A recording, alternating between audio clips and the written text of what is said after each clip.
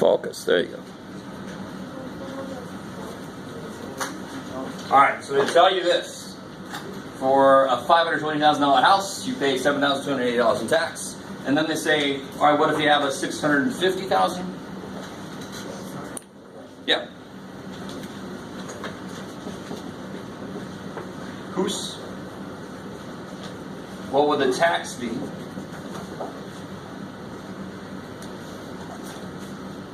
So it should feel familiar.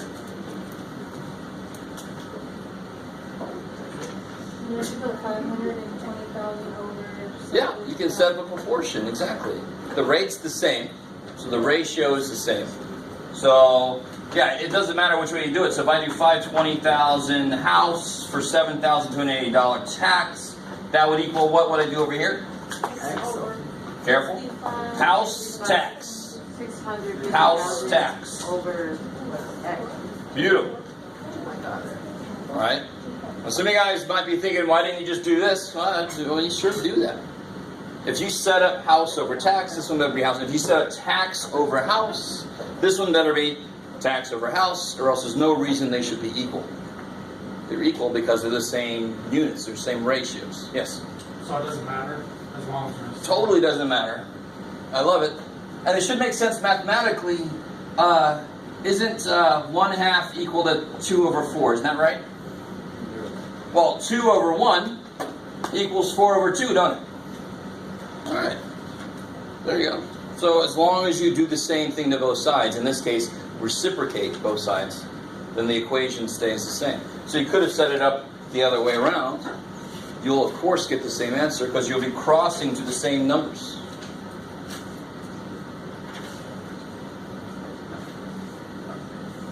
Yes? No? Maybe? No? That's a perfect proportion problem. In fact, I mean, that's the section we're in. You should expect that. But you see, they gave us 3 pieces of information. There's one I don't know. That doesn't mean it's always going to be this, but especially in this section, that means, oh, I've got one spot I don't know. That sounds like a proportion. I can solve by cross multiplying. I like it. Big numbers, but I don't care. You got calculators? Okay. So that was just like number 60. Set it up the same way. Yeah. Page 189, question 55 to 62. They are the same, but one of them.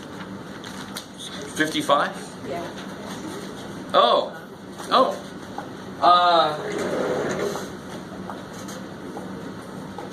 Is this a function? Is that a function from what you can see? Is that a function? Yes. Why? It passes the vertical line test. I like it. And the vertical line test is just a visualization of the definition of function. Oh my God. The visualization of the definition of function. And what's the definition of function? Every x can have only one y. So if I draw a vertical line and it only ever goes through once, well, that x only got that one y. So if I add this instead, you know the answer is going to be no to this. Is that a function? No, I draw a vertical line here. Oh shit, oh shit, oh shit. That one x got 3 outputs. That ain't fair. That one person can be 3 different places at once. Well, that's definitely not fair, man. I want to be able to do that. That would be so awesome. So it's only to say it's function of function. Does it? Yeah. And say because it passes the vertical line, or it doesn't pass the vertical line test. That would be awesome. Explain why your answer is the way it is. 2.6 number 3.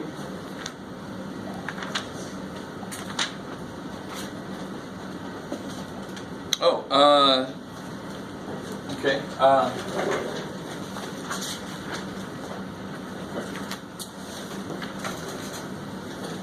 First off, I didn't say anything about this notation because this notation is silly at this level. I mean, that's just a bunch of crap to say x less than -4.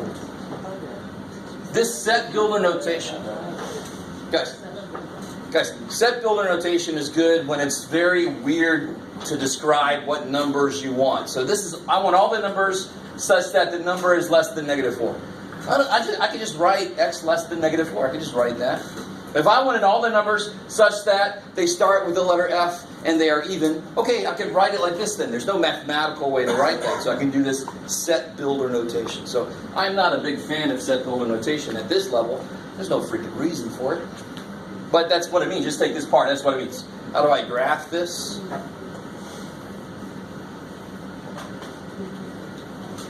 I'll put like -4 in the middle.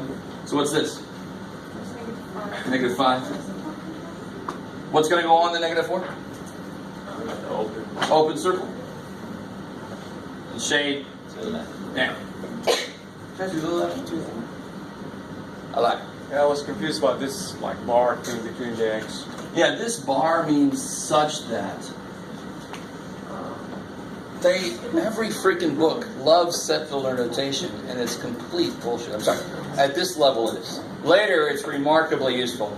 At this level there's no point for it. Why put this inside all this crap when that means the same thing? I like it.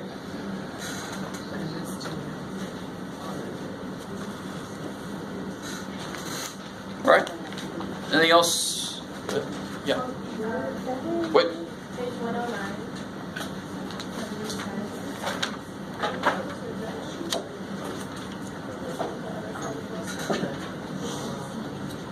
Oh,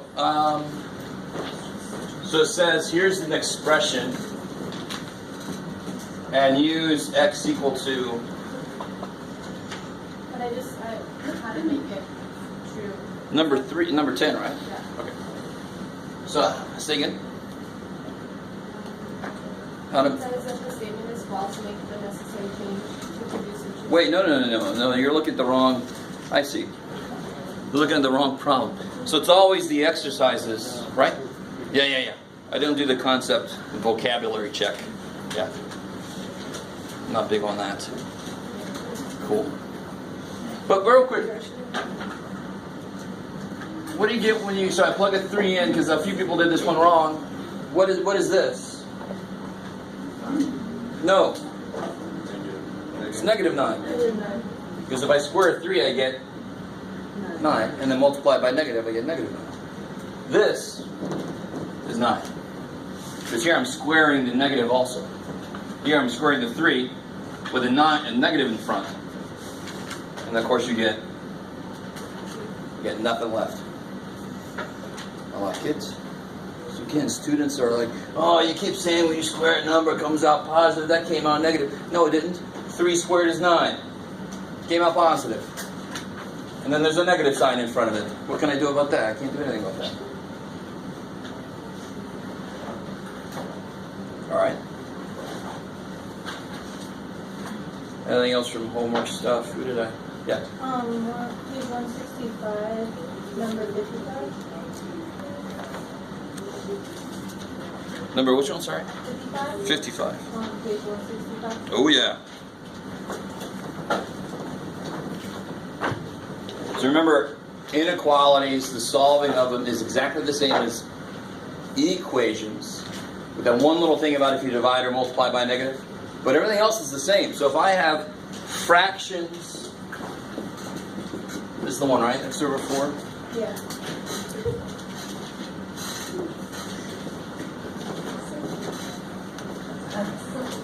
If I have fractions inside my inequality, or whatever the hell I'm trying to solve, what is one option that I have to not have to work with the fractions? What can I do?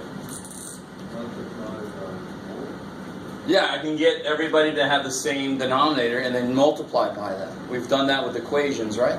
So I can do the same thing with inequalities. They work the exact same way, except if I divide or multiply by negative, I've got to turn the sign around. You could say we do the same thing with equations. If I divide by -3, I'm going to turn that around. There, I turned it around. It just looks the same. Right? I don't know. So you always do the same thing. Here, it's going to look different. So how do I make this? What's the LCD, of course, going to be? 4, not 8. So 4. So I multiply this by 2. Multiply this by 2. Is that good? Your brain says that's all the fractions, but your math party brain should say, shit, what about this dude? What's he over right now? All right, what's he need? 4. Don't leave him out just because he's a whole number. It's still over 1. He still has to have the same denominator. And now what do I do to both sides? To kill all my fractions. You rewrite this. So x over 4, 6 over 4, 2x over 4, 4 over 4. And I can just multiply everything by 4.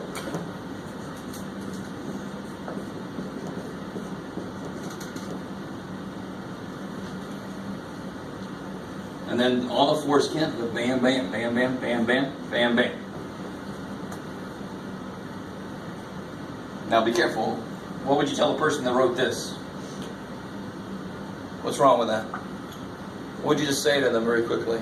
4 is dead. You're crazy. The 4 is dead. 4 died. It's gone. It's dead. Minus 6 less than or equal to 2x plus 4. Now that looks much better, right? So the first thing you do is clean it up. There's freaking decimals in there or fractions in there. Multiply by the right thing and kill them. Because it's got 2 sides, I'm allowed to do that. It'll balance each other out. And how come the top 4 doesn't cancel out? Well, what would make it cancel out? How many are on the bottom? 4. How many 4s are on the bottom? So how many 4s can he kill? So there's going to be 4 left.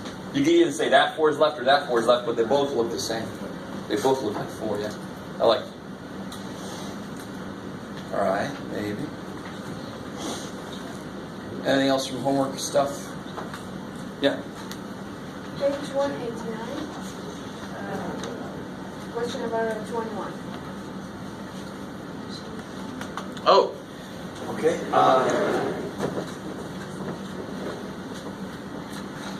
Let's do one like that one. Let's see.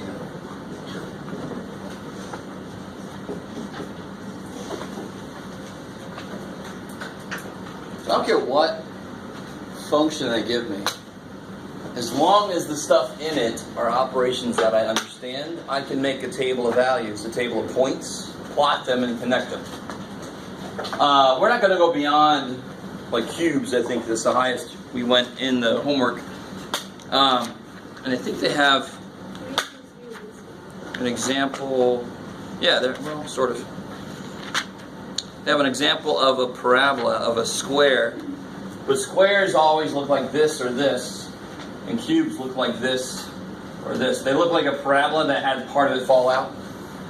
It's like, oh shit. Well, that's a cube, and that's a square. Everybody, you should know squares look like parabolas, parabolas. So I would say evaluate this from -3 to 3. This is what the instructions mean. Use x values from -3 to 3 and make a bunch of points. So what do I get when I plug a -3 in there?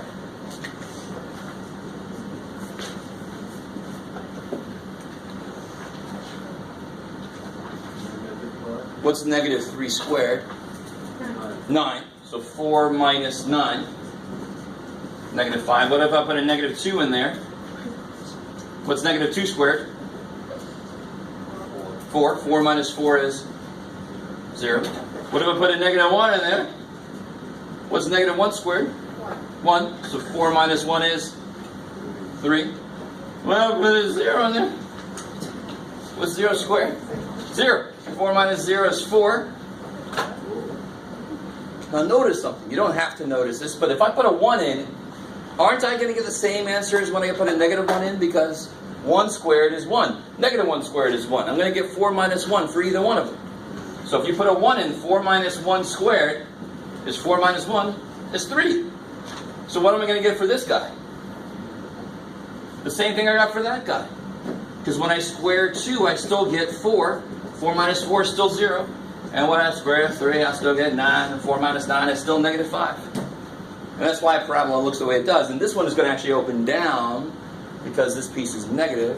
But you don't have to go in knowing that. It's just going to repeat values, because when you square a positive thing, you get the same as you square the negative thing. That's why it repeats itself. That's why it's symmetric the way it is.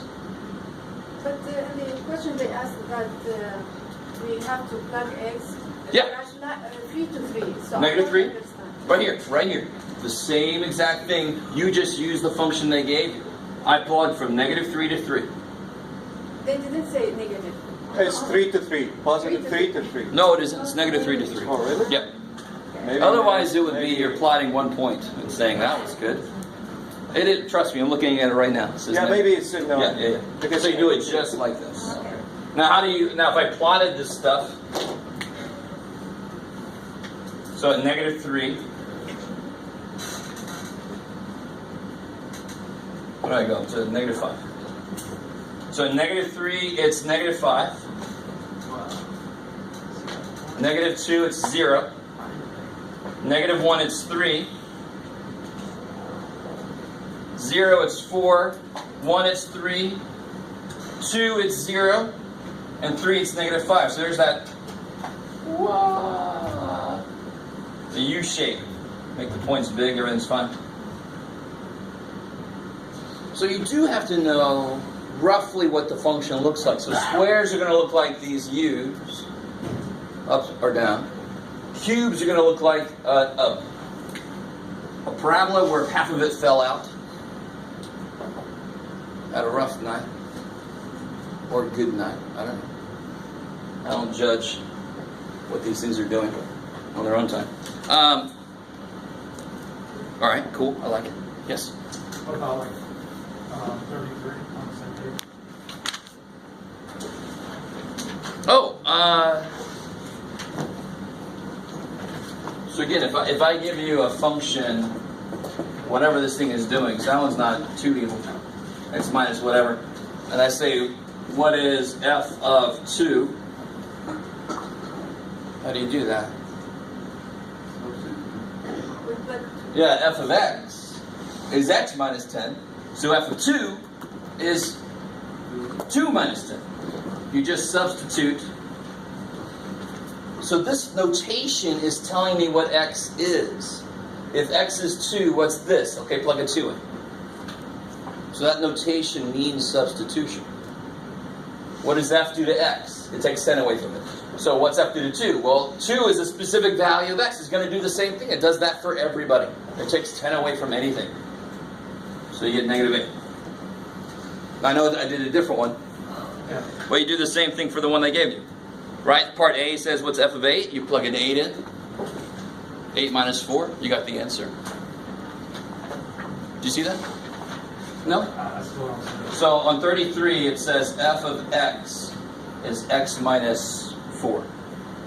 So what is f of 8? F of x is x minus 4. F of 8 is 8 minus 4. Done. Next. Yeah. Don't make it more than that. Don't make it more than that. That's all it is. Whatever number here must be what x is.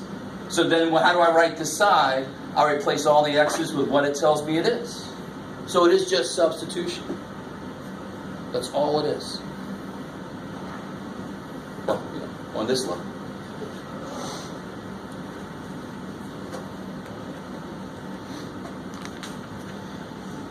Cool. Anything else from homework stuff? Okay. All right. We have one last section to finish up today for tomorrow's. Well, before we do review tomorrow, and then the test is on Thursday.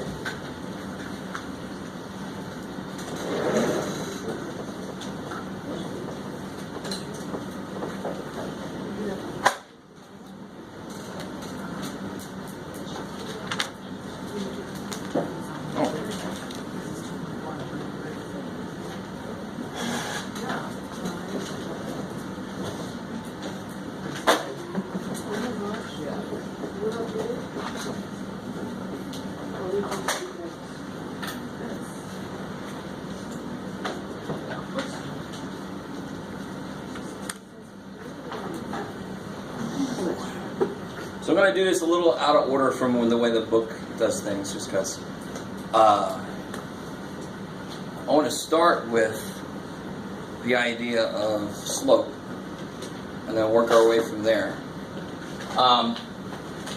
So when I say slope, what does that mean in the real world, physically? What would I use the word slope for in the real world? Give me an example. Where would I use the word slope in the real world? If you're watching the Winter Olympics, you might hear skiing. Right? If I want to go fast, I probably want the slope to be big. Probably want the snow to be in a certain condition. Let's not all go into all that. But, right? If I don't want to go so fast, I probably want to go on the bunny slope. And the bunny slope probably means the slope is more or less. Less, so that I'm not going crazy. Right? I still remember the first time I tried to ski and it was horrible. I'm a much better snowboarder than skier. I'll tell you. Skiing was bad. Pizza fries. It wasn't doing anything. If you ever skied, you know what I'm talking about. So slope in math means the same thing it means in the real world. That's awesome. In fact, it happens more often in math than you think. But so if I have a function that has a big slope, a big positive slope, that means it's climbing very quickly in the direction that I read, right? If it's got a big negative slope, that means it's decreasing very fast. If it's got a small positive slope, that means it's going up very slowly. Okay, so just like if I had steps that led to this door, and it goes up, say 6 feet, and it goes over 2 feet, versus a ramp for somebody in a wheelchair, and let's say it goes up 6 feet, but it takes, let's say, what, Jeff? You make a number up. You can do 12 feet to doing it. So obviously this slope is going to be much smaller than this slope, right? We want that to be so it's easier for the wheelchair to get up there. You with me? That's obviously why we have these things. But mathematically, what's the slope then? What's going to make sense? They both go up 6 feet, but this one takes longer to do it.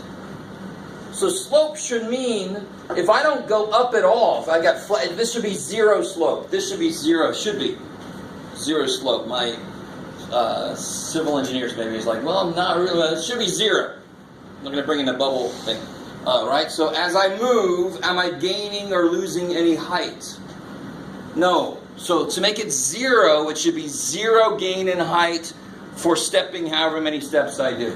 So it should be the amount of height that you gain or lose over how far you walk in this direction. So some of you guys might realize this is rise over run. I love that it's run when that's, I want to walk. But I want to. So that run idea is how much you move in the X direction, and the rise is how much you move in the Y. You gotta love the fact that rise rhymes with Y's. Alright, maybe. Does this sound vaguely familiar? Yes. I like it. So the slope for this part, how much elevation do I gain if I'm walking up to that door here? So it's rise over run. So I rise 6 feet for how much run? How much horizontal motion? 2. So the slope here would be 3. That's got a slope of 3. What about the slope over there? Still a 6 height gain, right? Rise over run. The rise is still 6. I still rise 6 over the course of walking 12 feet. So now the slope is 1/2. Good. I want the slope to be gentler, smaller for the handicap ramp. Alright guys? Does that make sense? Physical sense and mathematical sense at the same time. It's crazy. Maybe. Okay. So if I get away from the more real-world physical situation and just give you a graph by itself, you can still do the exact same thing we did. So if I gave you this graph,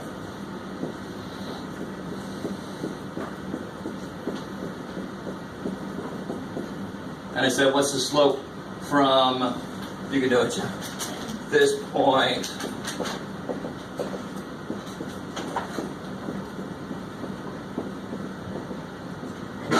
to this point, say here.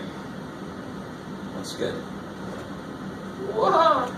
So for that line that would connect those 2 points, what would the slope be Well, if you start at either point, it doesn't matter. The slope, what I always tell people is the slope tells me how to get back to the path. So I'm walking this path through the forest, and I get off the path a bit. If I know the slope, it tells me how to get back to the path. So how much do I rise? And of course, hopefully you understand, do I actually rise if I go from this point to that point? No, I fall. So it's going to be, what kind of rise is going to have to be? Negative. So how much do I actually go down? 1, 2, 3, 4, 5, 6. Is that cool? So I would go down 6. From this height, I go down 6. That's how much my height changes. Now how much do I have to go over to get back to the little path? 1, 2, 3, 4. So then the slope is negative 3/2. The fact that it's negative makes sense because I'm losing height as I move over. So it should be negative. Losing height. Yes, sir. Hey, how do you know that you are moving like down? Why not from -3 to? Because we do it as we read. And at least in Is there something gonna tell you what's going on? no, it's always that. Oh, it's always that. Always that. Now watch. Are you ready? Even if you go the other way. So this is what I said earlier. Start at this point now and go back to that point. You'll see the slope is the same. It's crazy. So how much? Now I rise, don't I? Now I go 1, 2, 3, 4, 5, 6 up. So if I go this way, the rise over run, you're all like, ha ha ha, ha ha ha, Jeff. Ha ha ha ha. But then I run back. Oh shit, I go back. So in this, 1, 2, 3, 4. But it's got to be negative. 6 over -4 is still negative 3/2. Either way you do it, same answer. That kicks ass. It kicks ass. So you guys ever been driving somewhere and you see the sign? It's normally right before you see a runaway truck ramp sign. The first time I saw that, it freaked the hell out of me. Because I was used to Florida. And then I went on this big trip around the country. It's like, mountains, runaway trucks, oh shit. But you see this, it says 7% grade or something like that. 7% grade is actually a decent, what the hell does that mean? What does 7% grade mean? Well, what is 7% as a ratio? 7 over 100. So that's the slope. Holy shit. So if I had a 7% grade, that means for every 100 feet I drive, I gain 7 feet. Or if I'm going the other way, I'll be losing 7 feet for every 100 feet. Because, have you guys ever seen this kind of sign before? Or have you ever driven in Mission Hills or to the airport where you got that one where it says stop sign and they go, whee! Yes. Yes? Alright. So that's what that means. 7% grade is a ratio, 7 out of 100 is a slope. Rise over run. Okay, maybe. Alright.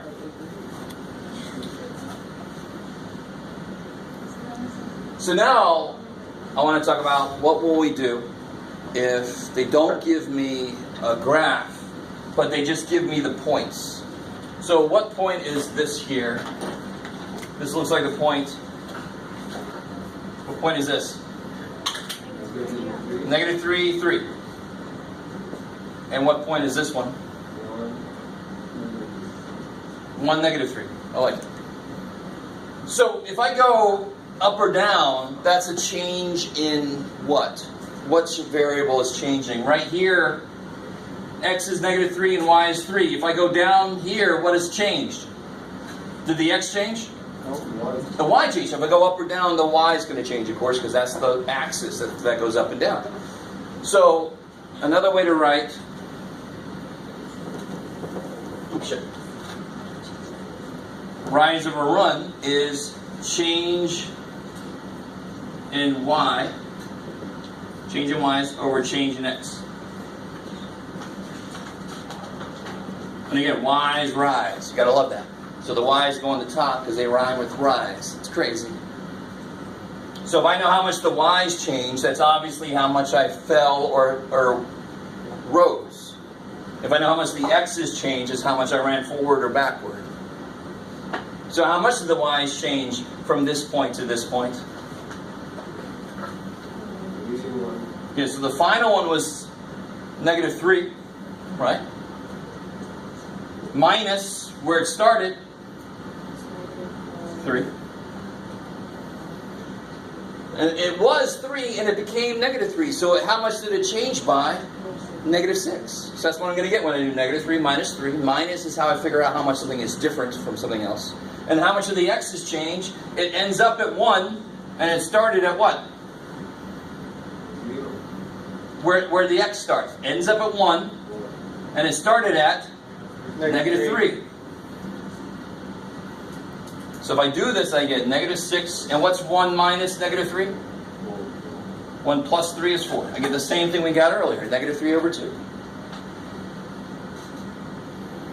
So this is that formula that hopefully some of you guys remember, and hopefully it did or still does or now does or something makes sense. Slope is rise over run, which is y2 minus y1 over x2 minus x1. How much did the y's change? It tells me how much I went in this direction. How much does the x's change? Tells me how much I went in this direction. So that formula only makes sense. It goes right along with physically what I want to be describing. I like it. So now if I give you points, you don't have to graph them. In fact, I don't want you to graph them. If I just give you, what's the slope between 4 and negative 5?